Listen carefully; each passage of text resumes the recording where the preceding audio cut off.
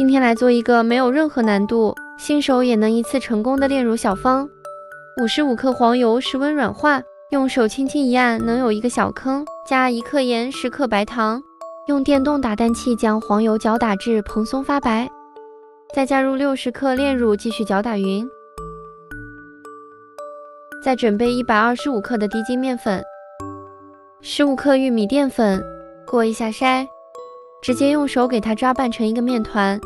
这个就是原味的啦。还做了一个红色的，这个是用了3克的红甜菜粉代替3克的面粉，抹茶味的也是一样的。把面团放在一张油纸上，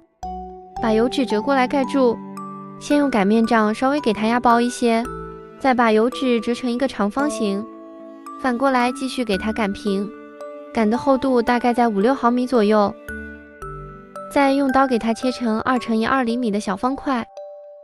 摆在铺了油纸的烤盘内。这块面团可以做42块，烤箱上下火160度，提前预热10分钟，放在中层烤13到15分钟。很快，我们的炼乳小方饼干也就做好了。